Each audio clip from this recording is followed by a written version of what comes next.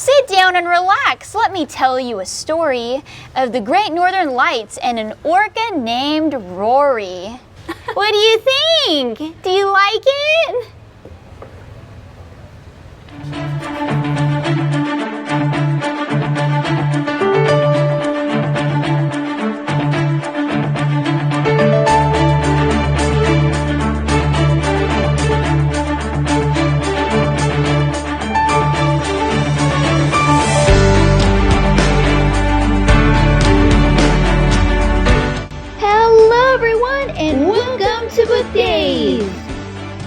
Today's adventure is inspired by the book Rory Quest for the Northern Lights, written by Sarah Cullen and Carmen Ellis, illustrated by Zuzana Zovodova.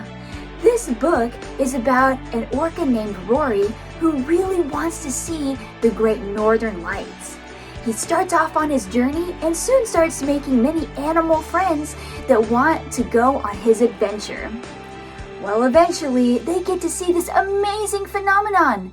But in the end, they realize that the best souvenir or gift of all is their friendship. This is such an inspiring story. You have to read it. Find it on Amazon today. And now, I hope that you're ready to meet some real orcas. Let's go. I am so excited to be here at none other than Orca Stadium in San Antonio, Texas, joined by none other than Malin Miller, Senior Animal Trainer. Thank you so much for being here today. Yeah, absolutely, Cassie. We're so excited to have you here, and we can't wait to introduce you to the whales today. I am so excited to meet some of your beloved orcas, maybe more commonly known as killer whales. But can you just start by introducing our audience to these wonderful creatures? Absolutely. I can't wait to tell you guys all about them. So right here is Takara, and she is the matriarch of our entire whale pod, which means she's the leader of 5 killer whales that call SeaWorld San Antonio home. She's currently hanging out with her 2 daughters. So right here, we have Kamea. Hi, Kamea. Kamea is the youngest killer whale that lives here. And so she is 8, turning 9 in just a few weeks. Wow, like my niece. And then on the other side is her older sister, Sakari, who's 12 years old. Now, some of the ways that you can tell difference, because they all look really similar, is by the different markings on their chins. So Takara has this little brown spot, which is a birthmark. Okay. And then if you notice really close, Sakari has cute little black freckles on her chin as well. You do. So all of them have these little differences, and that helps us to tell them all apart. Incredible. They are so big when you're up here in front of the glass. Most of the time when I've been here, I've grown up coming here, you're sitting up in the seats, right, watching the amazing show. But up close, they are just so big. Is this how big that they get? So Takara is 31 years old. Okay. So she is a full-grown female killer whale. She's currently weighing in at 4,560 pounds. But I have something really surprising for you. Takara's the boss around here. Yeah. But that's because killer whales are matriarchal. But the boys are twice her size. So Kayukit, who's 30 years old, so about the same age, he's weighing in at 9,600 pounds. Oh my goodness. That is so heavy. It's pretty big. So in the book, our book Rory today, Rory is on the quest to see the Northern Lights. Can you talk a little about their habitat in the wild? Absolutely. So what's really neat about killer whales is that they are found all over the world. Wow. So they're certainly found up in the northern hemisphere, yes, and in colder climates where you might see the northern lights. But killer whales have made homes in all different oceans. So they can be found in the northern and some in southern hemispheres, as well as basically any of our oceans. So they all live in different groups and tend to stay in those areas and kind of behave culturally, where they really learn how to make the best life and hunt in that specific area. For example, in New Zealand, they've learned to hunt stingrays. It is really, really cool because a killer whale that wasn't raised in New Zealand wouldn't know this trick. Yes. But killer whales will actually hunt upside down so that they can catch the stingrays. And then when they right themselves, the stingrays can't move anymore, which means they can't sting them.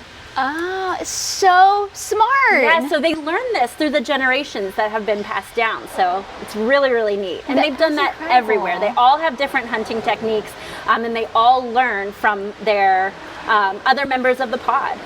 That is so interesting. I never would have thought that. And can you talk a little bit about their specific markings? That orcas are known for being black and white. Absolutely. And not only does it make them beautiful, yes, but it definitely serves a purpose as well. So very generally speaking, we've got black on top, white on the bottom. That is called counter shading, and it's a form of camouflage. So I want you to imagine that you're swimming in the ocean. Okay, so if you're swimming and you're looking down, it's dark, right? Yes. So if a killer whale were underneath you, you wouldn't see them. Now, if you're underneath them and you look up at the light, that white belly blends in with the light above them. Wow. So that is one of the ways that they can hide from the animals they're trying to eat. Yes. Now those other markings, which are really interesting, that white eye patch they're also known for, that's not their actual eye. The eye is right in front of that, and it's pretty small compared to their bodies. But they believe that that white eye patch is kind of a distraction from their real eye. So an animal that they might be trying to catch might think that's the eye, and that way they can protect their real eyes.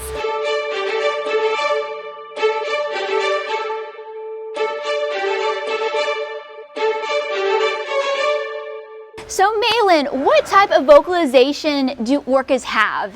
They are capable of making so many different sounds. In fact, we hear different ones all the time. Sometimes it seems like Kamea is practicing sometimes.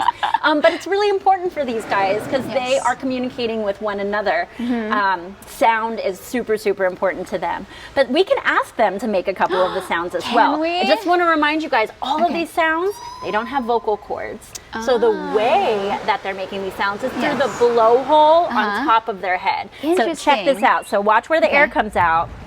That's exactly where the sounds are going to be coming out. It's kind of like when you have a balloon and you slowly let air out and it speaks. Yeah, so we're going to ask for that. So I'm going to have you come right here and turn and face Sakari here. There we go. And then you're going to hold out 2 fingers and pretend you're conducting an orchestra. Okay.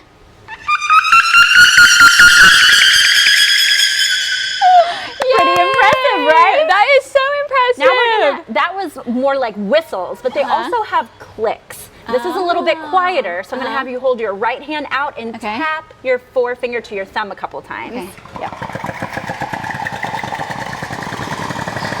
Very nice. Yay! Now these guys also have a great moose impression, but I have to tell you, you're going to have to have your own moose impression. Okay. Okay, you're going to put some antlers on your head, okay? All right. Go for it.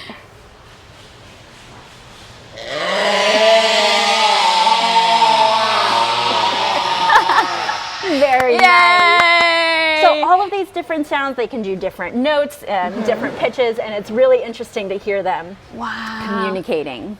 And what is it like to be a killer whale or orca trainer? I've come to this stadium so many times growing up and have such great memories. What is it like to be here on the ground floor training these wonderful creatures? It is so much fun. I think it's really important that as a trainer you come here with fun on your mind, because that is my job, is to make sure that their day is really, really fun. That being said, it's definitely a lot of hard work. There's lots and lots of cleaning and preparing food, diets for these guys, but always worth it with how much fun we're having. Yes. But to me, I want to make sure every day I'm coming in to make sure that the 5 killer whales that call SeaWorld San Antonio home have the best lives possible. And to do that, we want to make sure that we're providing for all of their needs, including, like I said, having fun. Now, the other really neat part for me personally as a trainer is that I know that by taking care of these 5 whales, we're also helping killer whales out in the wild. Yes. No doubt. And what are some of the ways that you do that? Oh, absolutely. So because we have relationships, relationships, and we've been able to train all of these incredible behaviors that help us to take care of them, it's easy for us to learn more about killer whales. Think about how hard it is to study killer whales out in the wild. You have to find them, and then even once you find them, Yeah, you don't know how old they are, who they are. Whereas I know exactly when Sakari was born. I know, that's right. I know how old she is. I know what she's been doing recently. So she's trained to do things like roll over and let us collect blood like you would when you go to the doctor, or even pee in a cup. I'm not I thought that was kidding. only for humans. But all the information, just like when you go to the doctor, Yes. there's a ton they can tell about your health and how you're doing. So we're learning all of these things from the behaviors we have trained with these guys, and they're using that to study and help killer whales that are struggling out in the wild. Fantastic. Well, thank you so much for being here today, and with these wonderful killer whales, or orcas. Thank you for being here today. Thank you. This has been so incredible, and behind the scenes view of SeaWorld San Antonio's Orca Stadium. Thank you so much for your time. Absolutely. Thanks, guys. And be sure to subscribe so you don't miss any of our upcoming adventures. We'll see you soon. Bye.